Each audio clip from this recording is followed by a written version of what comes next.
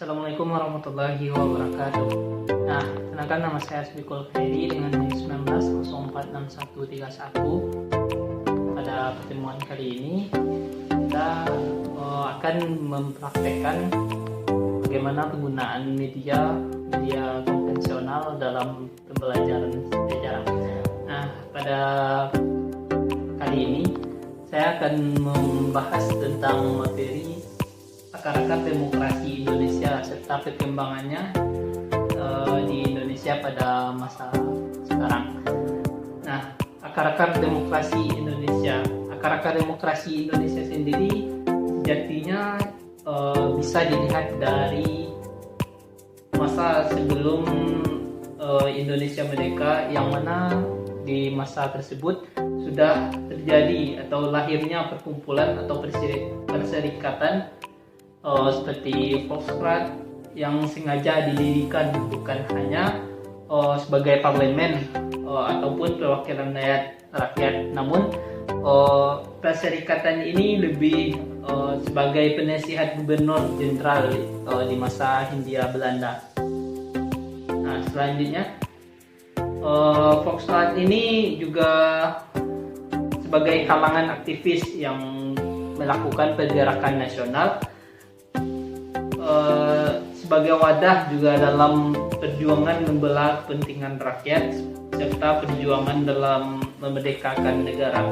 Nah, selanjutnya ada juga Kongres Pemuda II yang merupakan tonggak sejarah dalam perjuangan bangsa Indonesia serta sebagai tonggak dari demokrasi. Nah, dengan adanya musyawarah, Kongres Pemuda II juga membuat bersatunya para pemuda di Nusantara.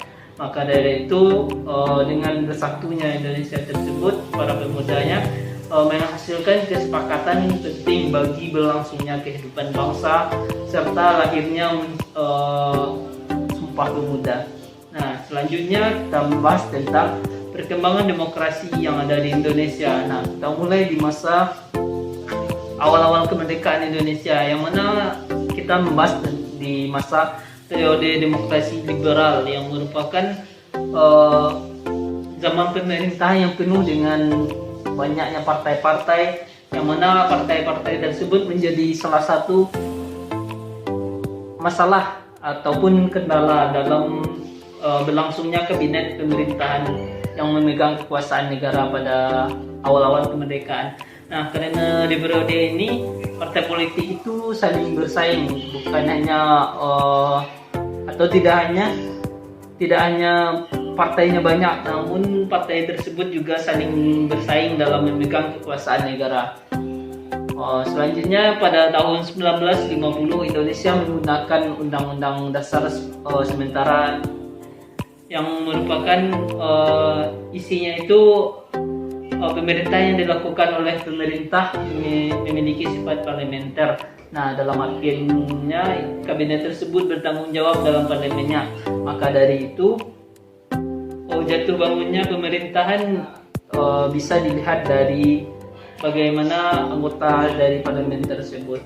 Nah, masuk pada materi selanjutnya, yaitu periode demokrasi terpimpin. Nah, masa periode demokrasi terpimpin ini merupakan salah satu solusi ataupun upaya dalam menggantikan atau gagalnya masa demokrasi liberal, yang mana pada demokrasi terpimpin ini dikeluarkan sebuah dekret presiden pada tanggal 9 Juli 1959 yang mana pada saat itu kabinet yang berkuasa yaitu kabinet Juanda yang dibubarkan serta digantikan dengan kabinet kerja. Nah, dalam kabinet tersebut Presiden pertama Indonesia yaitu Bapak Soeharto diangkat menjadi Perdana Menteri, sedangkan Insinyur Juanda bertindak sebagai menteri pertamanya. Nah, menurut Bapak Soekarno, demokrasi terpimpin merupakan salah satu upaya atau solusi dari gagalnya demokrasi liberal pada tahun 1950.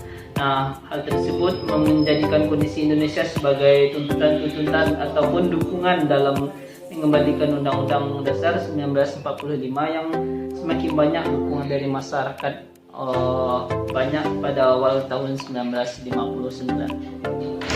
Nah, selanjutnya yaitu di era atau periode demokrasi Orde Baru yang terjadi atau masanya itu dari tahun 1965 sampai 1998 sebelum reformasi. Nah, pada 6 Juni tahun 1968 Bapak Soeharto ditetapkan menjadi presiden dengan susunan kabinetnya yaitu Kabinet Pembangunannya. Nah, kabinet ini menetapkan suatu MPRS dengan sebutan Pancakrita, yang mana isi dari MPRS ini ialah pertama yaitu pelaksanaan pembangunan 5 tahun. Nah, sama-sama kita ketahui bahwa Bapak Soeharto ini menyusun sebuah kabinetnya yaitu Kabinet Pembangunannya. Jadi dalam pelaksanaan pembangunan 5 tahun ini ya fokusnya itu terhadap pembangunan. Nah, pada isi dari MPRS dengan sebutan Pancakrita dari Kabinet Bapak Soeharto ini. Nah, pada selanjutnya yaitu juga dilaksanakannya pemilu. Nah, selanjutnya menyusun serta melaksanakan rencana pembangunan 5 tahun tersebut. Selanjutnya melaksanakan pemilu yang paling lambat itu 5 Juli tahun 1971. Dilanjutkan dengan mengembalikan ketertiban serta keamanan masyarakat dengan mengikis atau menghilangkan G30 SPKI. Selanjutnya yaitu melanjutkan serta membersihkan secara keseluruhan terhadap aparatur negara. Selanjutnya kita masuk pada periode demokrasi era reformasi, yang mana era tersebut dari tahun 1968 sampai masa sekarang ini, yaitu periode ini ditandai dengan runtuhnya Orde Baru, yang mana Orde Baru tersebut disebabkan oleh krisis kepercayaan dari kelompok atau organisasi oknum-oknum dalam menekan serta berbagai macam demonstrasi. Nah, pada akhir-akhir dari masa demokrasi era Orde Baru ini juga diwarnai dengan banyaknya demonstrasi, terjadinya demonstrasi secara besar-besaran. Nah, dengan adanya pergerakan tersebut, maka dari itu tumbuhlah suatu harapan baru, yang mana harapan baru tersebut terhadap demokrasi yang ada di Indonesia. Nah, inti dari alasan dari terjadinya demonstrasi ini juga 32 tahun atau selama 32 tahun Bapak Soeharto ini juga menjabat atau memegang kekuasaan di Indonesia. Ada beberapa langkah atau yang dilakukan oleh pemerintahan dalam menindaklanjuti atau memberikan solusi dari masa transisi atau dari peralihan masa Orde Baru ke masa reformasi. Nah, langkah tersebut diantaranya ialah pertama reformasi konstitusional yang merupakan perumusan kembali terhadap falsafah, yang mana falsafah tersebut ada kerangka dasar serta dasar dan perangkat legal sistem dari politik. Selanjutnya ada juga tentang reformasi kelembagaan, yang mana reformasi kelembagaan ini berkaitan atau berhubungan dengan pengembangan serta pemberdayaan dari lembaga politik. Adanya pengembangan kultur ataupun budaya politik yang tentunya lebih demokratis, yang mana di masa sebelumnya yaitu presiden dapat menjabat selama 32 tahun, yang itu dapat dibilang angka demokratisnya itu termasuk tidak terwujud. Nah, selanjutnya yaitu adanya partai-partai politik dalam perjalanan demokrasi Indonesia